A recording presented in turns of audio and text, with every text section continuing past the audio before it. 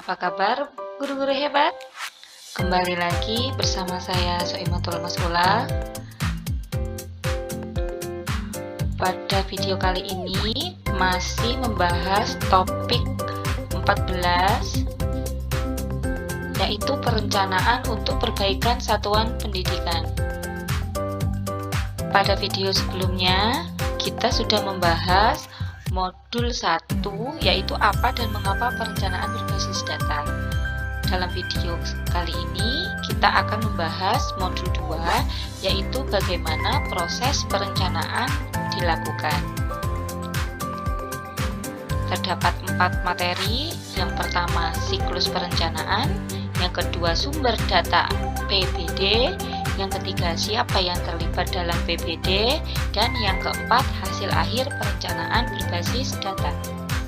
Sekarang kita ke materi yang pertama. Setelah menonton video, kita ke latihan pemahaman. Terdapat satu soal. Siklus perencanaan meliputi hal-hal di bawah ini, kecuali jawabannya adalah yang C, telusuri. Kita kembali ke materi.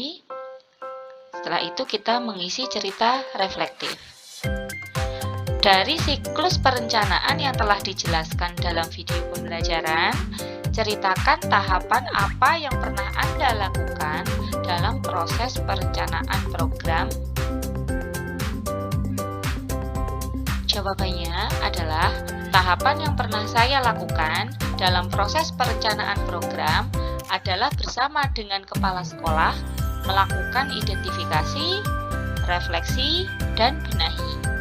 Kepala sekolah mengajak guru untuk menjadi rekan dalam melakukan identifikasi, merefleksikan akar masalah, dan merencanakan kegiatan yang tepat berdasarkan rekomendasi yang ada di rapor pendidikan.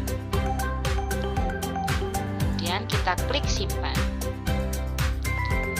Setelah itu kita ke materi yang kedua, yaitu sumber data PBD. Setelah menonton video, kita ke latihan pemahaman. Terdapat satu soal. Di bawah ini, data manakah yang menjadi sumber data utama dalam proses PBD di satuan pendidikan? Jawabannya adalah yang A, rapor pendidikan. Kita kembali ke materi, kemudian kita isi cerita reflektif. Ceritakan bagaimana Anda selama ini mengumpulkan data tambahan untuk digunakan sebagai pertimbangan dalam membuat perencanaan program.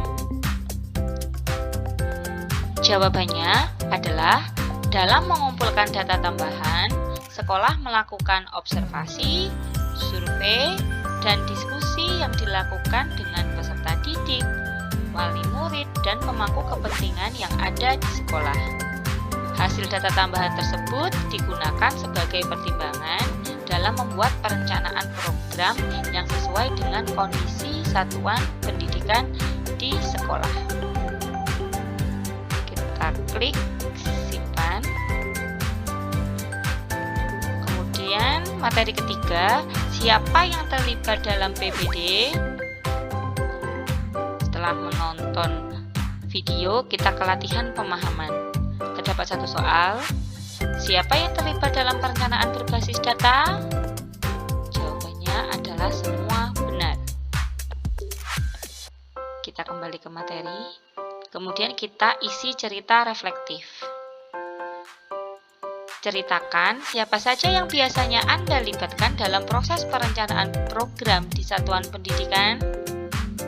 Banyak yang dilibatkan oleh kepala sekolah adalah guru, peserta didik, wali murid, dan komite sekolah.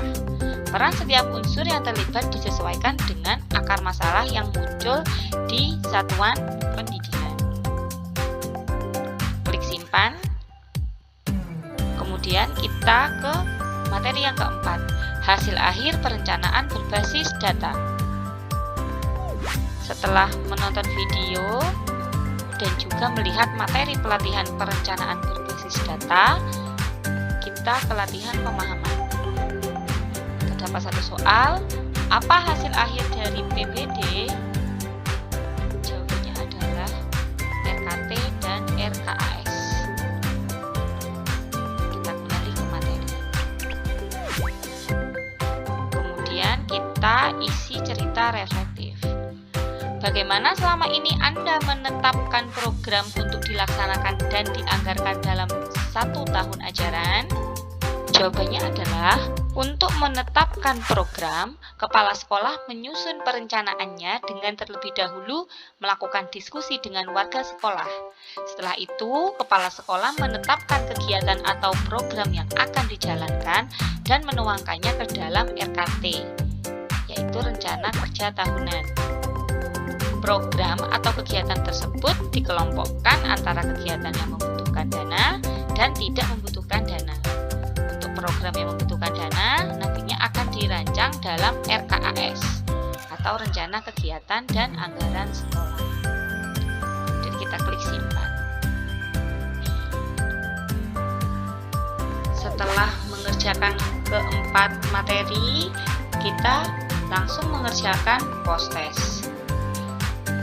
Klik mulai kerjakan post-test. Terdapat 4 soal. Soal pertama, inti dari perencanaan berbasis data adalah, jawabannya adalah yang A, menemukan akar masalah. Kemudian klik selanjutnya. Soal yang kedua, jika satuan pendidikan membutuhkan data tambahan, data manakah yang dapat digunakan? Jawabannya adalah yang A, yaitu dari warga sekolah. Kemudian soal berikutnya, tujuan diadakannya perencanaan berbasis data adalah,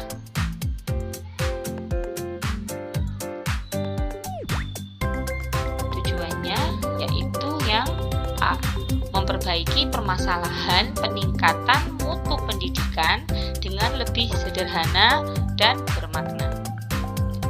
Soal selanjutnya, soal keempat, berikut adalah perencanaan program yang membutuhkan biaya, kecuali,